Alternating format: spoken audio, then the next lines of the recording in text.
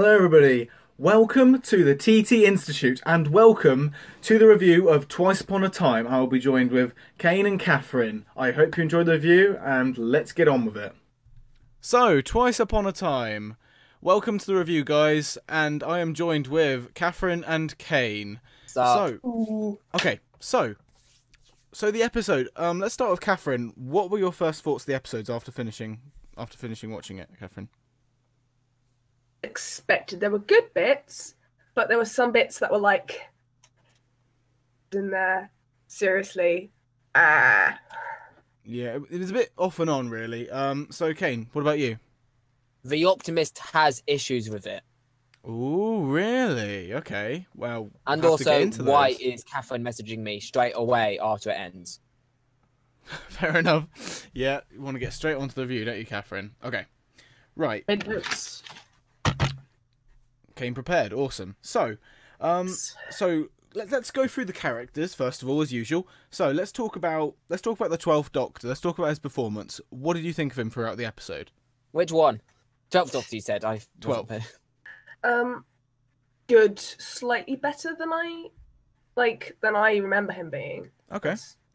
So what did you think? What do you think of Peter Capaldi's performance in this episode? Because it is his last episode after all. He did well. Okay. What about you, Kane? His performance was good. I just have no problems with it. I mean, he had funny bits, especially when he was with the first Doctor player. Yeah, I know. Good banter between those two. Yeah. So I am younger. exactly. So okay. Considering his sort of story arc in this episode was that he's trying to deal with regeneration and whether he wants to change again. How do you think that story really fitted into the overall episode? One of you, what do you think? Because I thought that it was I felt like I don't know. It was all right, but I feel like it was just another storyline that was shoved into the episode because it felt like there was a lot that they were throwing in, if you know what I mean. I felt it was not needed. There was no real reason for it. Yeah, I guess that's true.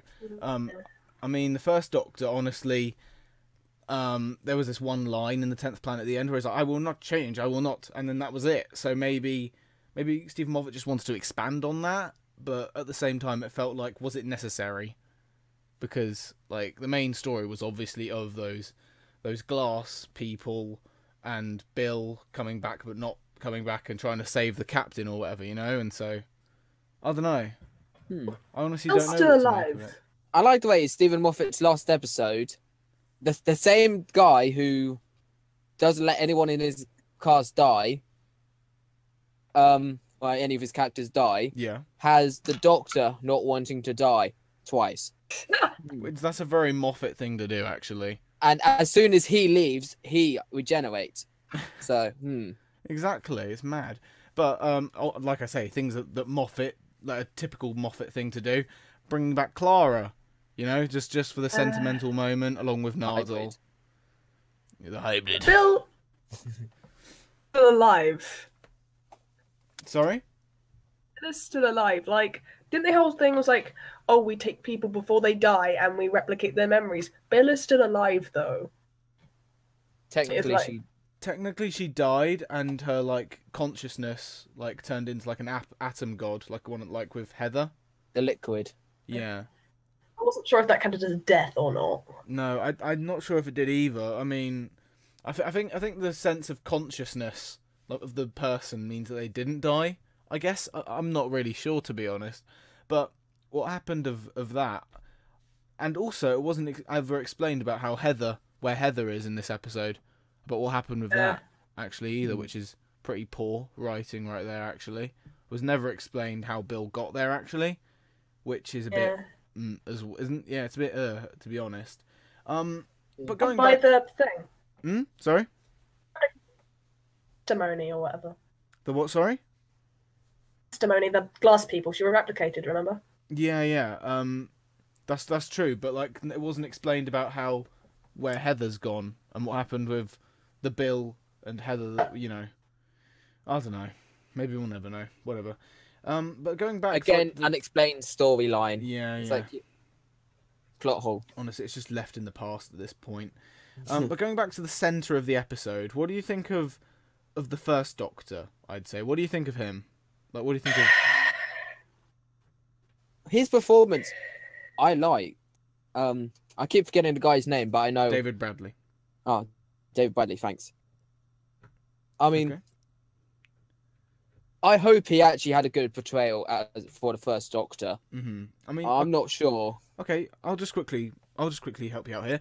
So, obviously, especially in the sneak peek that we got with what was it? It was Children in Need, wasn't it? We got the sneak peek of them on the TARDIS. That was honestly a lot of David Bradley's performance was brilliant in my opinion. He had the vibe of the heart of William Hartnell, in my opinion. One thing I do have to say though is the whole racism and sexism thing. I forgot about that. It felt extremely forced and unnecessary, in my opinion.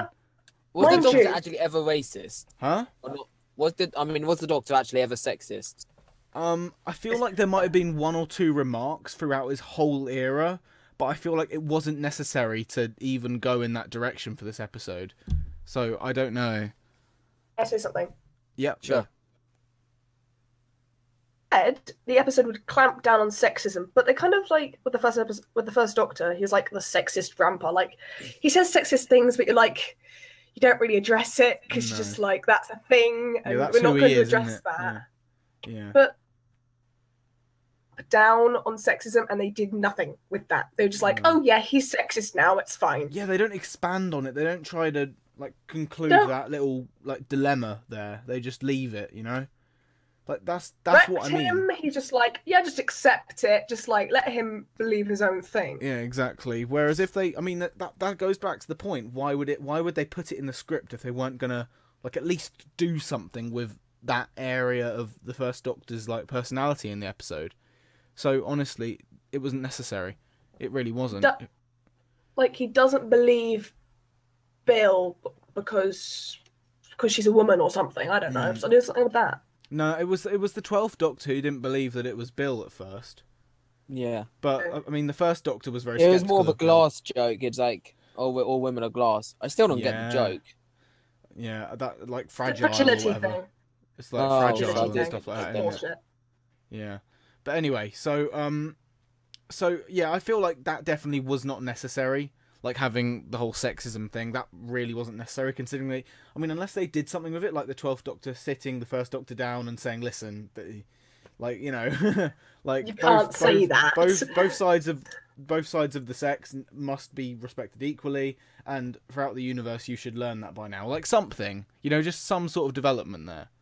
Like, and then there'll be some, like there'll be some purpose in there. You know what I mean? Like it's hard to. Yes. Like, we should have done something with it. Otherwise, there was no point to have it in the script. Because I feel like now Stephen Moffat's just like opened himself up to some backlash from fans. You know, especially feminist fans, if you know what I mean. So. But they did say they would clamp down on sexism before, though. Yeah. Yes. Really, all the way through this actual series, the previous season as well, they were just facing all the issues of discrimination. Yeah. Like with race, they had that blue character. Yeah, exactly. And obviously, And Bill having to the Romans. deal with racism in Thin Les- Ice when and, they're in Victorian times. Homophobism. You know how Bill was in the Victorian times? She had to deal with the whole idea of racism and, you know, because they obviously in a prehistoric like sort of mentality and everything, treating blacks as pests or whatever, which is obviously not okay, but she had to live with that was the time of of the earth where blacks weren't treated equally. But you know what I mean. So yeah. Sexuality and Eaters of the Light. Sorry? Sexuality and like Eaters of the Light with the Romans, and they're like, Oh, that's true, yeah, isn't it's it? chill.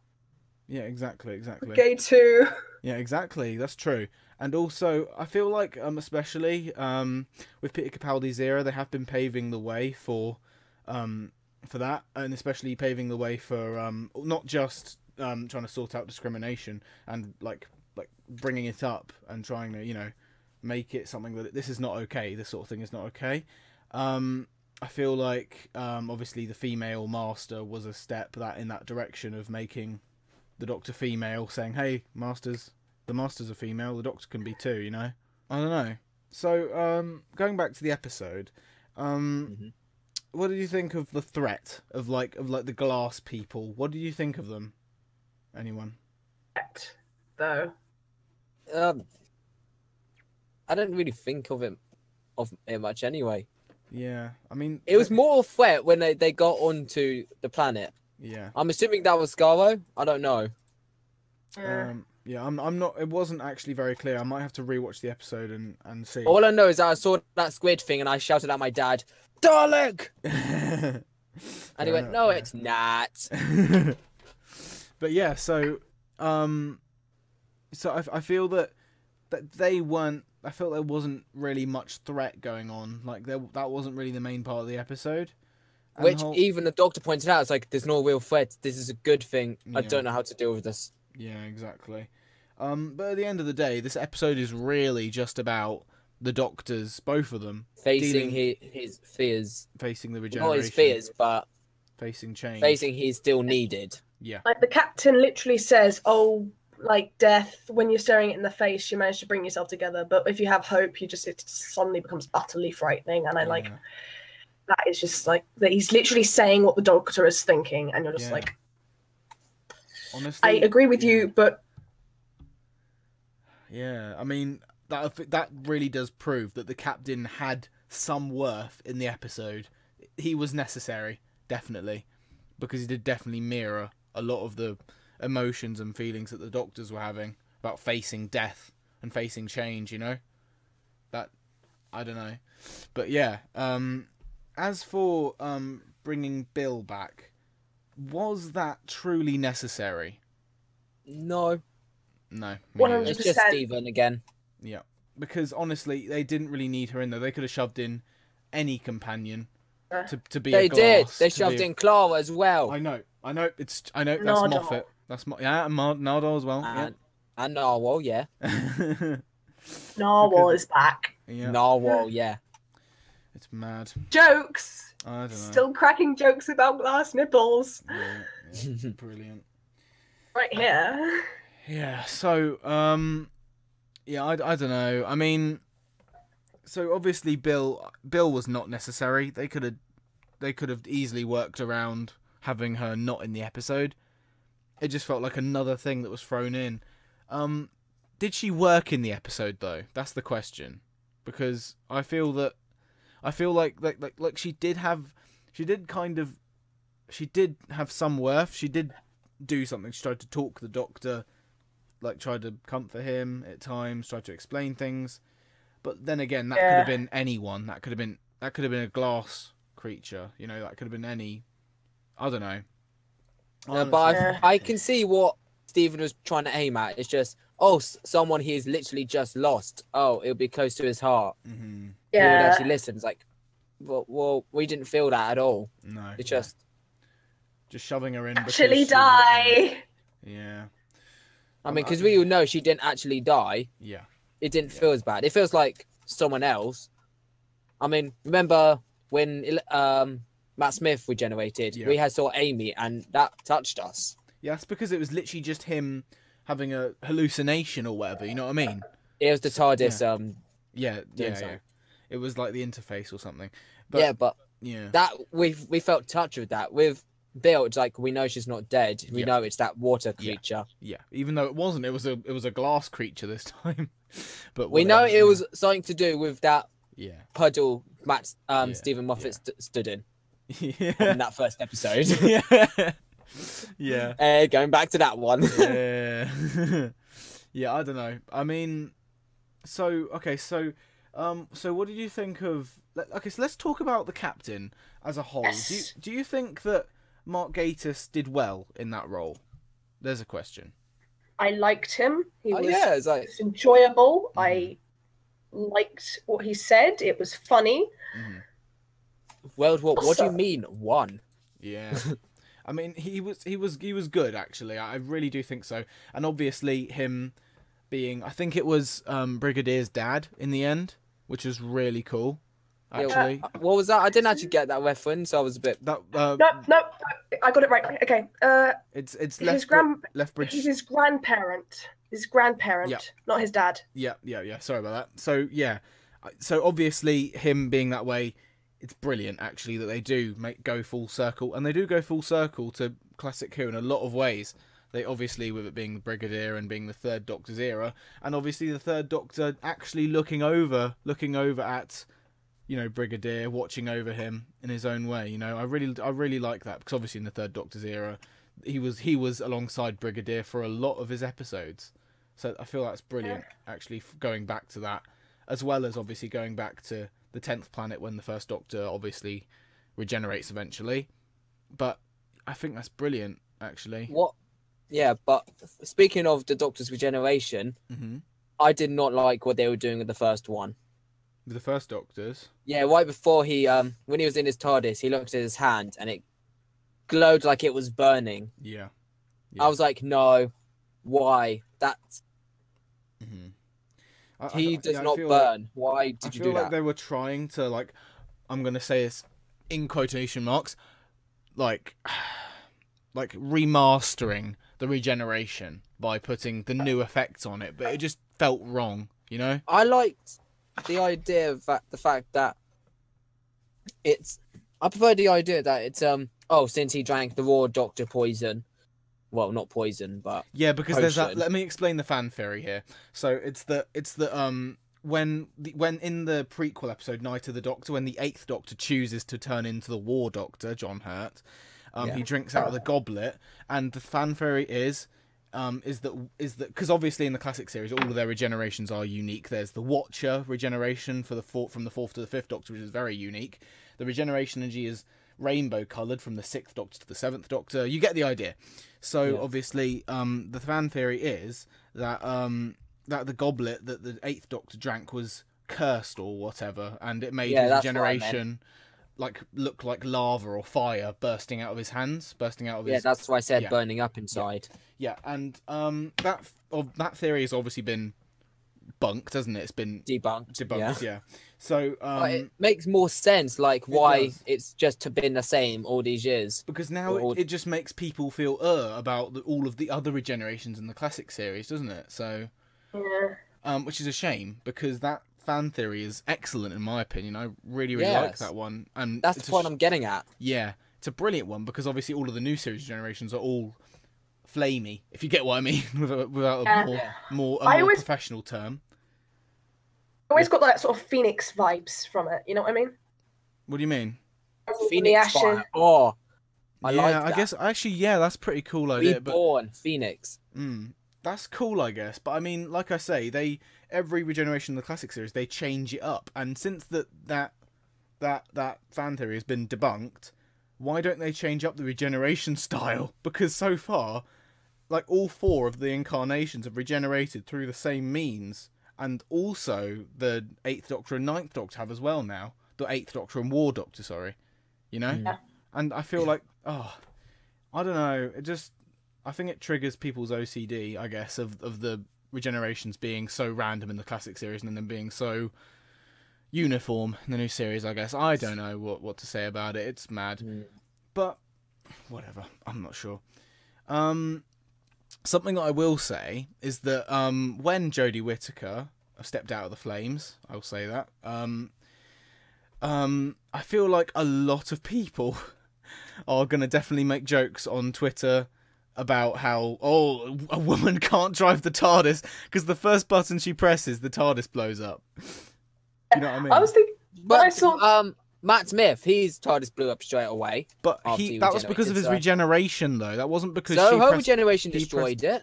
That's because when she regenerated, she pressed a button and then the TARDIS exploded. Oh, I was like, well, this is not destructive as 10 to 11, and then it blew up, and I was like, it blew up when she pressed a button. I feel like a lot of people are gonna make jokes about how women can't fly the TARDIS, which is going to be interesting. But beautiful. Yeah. But honestly, though, obviously Chris Chibnall has promised that Series 11 of Doctor Who is going to be extremely, I say in quotation marks, cinematic. A lot more cinematic than previous seasons. which What does that mean? like more like movie style, like more polished, like images, more high definition sound, and it feels more like a movie rather than a television show, basically. It's because they're making the episodes. They're making less episodes, aren't they? Yeah, And they're making they're them doing shorter. 10 instead of 12, which is not a good idea. But considering Chris Chibnall promised longer episodes, even though only the first episode and the last episode are 60 minutes, and the rest of them are 50 minutes, which is stupid because he's literally just added 5 minutes extra onto the series, plus only made, because the run of the mill episodes are. He's like just gonna have 45. lots of filler, which I'm not gonna like. Oh god, that's true, isn't it? Oh god, it'll feel like the episodes are stretched out a bit, won't it? So, yeah. So what did you think? Do you feel? I felt like the scene where 12th Doctor says goodbye was definitely stretched out a bit, but I feel like that's every Doctor though, isn't it? Yeah. Yeah, except for the 10th, where he literally just steps in the time, even though he did visit Actually, every single he companion. spent about full 10 minutes Yeah. sort of saying goodbye to everyone. Yeah, I just realised that I ate my own words as I said that. But yeah, every single Doctor has a stretched out last word in the new series, which is, I guess that's fair game because the actors want to have a good send off, which I can. Yeah, respect. and it's always to the. Actually, is it always to the companions of that Doctor? Not always. 10th I mean, Doctor. it was for the 12th 10th Doctor and Matt Smith. So And it was, it was for the 9th Doctor as well because of Rose and the TARDIS. yeah, that was the only companion. So yeah, exactly. But yeah, I don't know. I mean, like I say, the actors want a proper send off, so I can respect that. Okay, so yeah, I definitely thought that we'd see a lot more of the World War One battlefield setting, but we only saw it at the start and at the end, which I suppose is fine. I mean, I don't know. We didn't really see much action going on, but like I say, there wasn't really much of a threat going on in the episode, was it? It was really just the Doctors dealing with their regeneration at the end of the day. So Yeah. both Doctors actually had a problem with, like, the first Doctor in the actual original. He had one line saying, "I will not change. I will not. The whole thing is ridiculous," he says in the 10th Planet as he's walking back to the TARDIS. That's it, and I suspect that Stephen Moffat wanted to expand on that, which I can respect, but at the same time, it's like maybe that wasn't necessary for the episode. I don't know. What I do think though is that I definitely think I'm a big fan of David Bradley's acting as the first Doctor. He did definitely give off the vibe, the Hartnell vibe. At times, he felt a little bit out of place as the first Doctor, but a lot of the time he did hit it on the nail, and I can definitely see that he has studied like William Hartnell to figure out all of his gestures, how he clutches his lapels when he grins, all that stuff. I feel that's brilliant. He has definitely like looked into the first Doctor and really tried to pay homage to his performance, which is good. But yeah, I don't know, because yeah, I feel like the Captain was definitely thrown to the back of the episode a lot of the time. Yeah. I keep forgetting about him. It's like, oh yeah, he was a thing. Yeah, I mean, thing is though, is that he was so necessary for the episode to bounce off of the Doctor's like emotions right now of not wanting to face death or face change, Yeah, he was willing to. Yeah, he felt so necessary for the episode, and yet he was thrown in the TARDIS for the whole episode. Yeah, it's like At one point, he actually felt like he was being left behind, and that was like, that is literally what you're doing, mate. I'm sorry. Yeah. I suspect that the idea of it is that once they dropped them off in No Man's Land, that Brigadier's grandfather, obviously the Captain, Whatever. obviously, I suspect that he wanted. I suspect that the idea was that he did die in that war anyway, but he still had that lovely peace moment on from the both sides of the war, yeah, I guess, which is really the good, miracle of 1914. Yeah, it's the touching moment of the episode, which honestly I do like that when the First Doctor watches that, that's what decides, what sells him the idea of regeneration, is that he's like, he sees the brighter side of humanity, in And the that. meaning of being a Doctor of War. Yeah, That's what I exactly. liked. Yeah, and he's like, right, Yeah, I'm when he ready. was I'm saying ready to Doctor face my Who, I was future. just thinking of John Hurt. Like, wow. Yeah. But I feel like that was really like when he saw, like in one of humanity's darkest moments, he sees how amazing they can be, and he's like, yeah, I'm ready to face my future as the Doctor of War, and so he goes and regenerates, which I feel makes sense, even though the First Doctor doesn't remember it when he goes out, but he did make his decision, rather than just facing it. He made his decision on his own terms, which I do like. I do like that. I definitely do. The thought that dawned on me is just now is he just saw his future self, so it was obviously regenerated. Yeah. So why was the whole film he's still trying to convince himself when he's already seen that he's going to do it anyway? Paradoxes. Because they're frozen in time anyway, so time is already distorted by them two meeting. That's why the glass people stopped time to sort it out and to get, because obviously because they stopped time when they met each other, and the First Doctor was steering towards not changing, meaning that the 12th Doctor wouldn't exist, and that's why they stopped time. Oh, fixed time again. Yeah. So obviously once the First Doctor decided, that's the end of the resolution. So I suppose the main threat of the episode was the First Doctor wanting not to change at the end of the day, I suppose. I don't know, but I feel like it's a good send off, I guess. I don't think we'll see the First Doctor again on the show in any new content, if you know what I mean. We might get some of his old episodes back, the ones that have been lost in the archive and all that.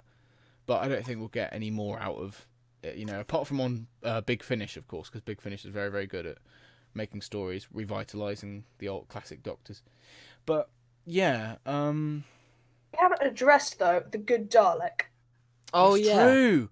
That's true. Rusty, because I like how they link back to Rusty the Dalek. So I feel that the 12th Doctor's second episode, it's good how they link back to that episode in his era, because it was his second story. That was really good, actually. That episode. Yeah. Yeah, but I feel like it was good to kind of, go back to it, even though I do think that whole scenario was a bit useless.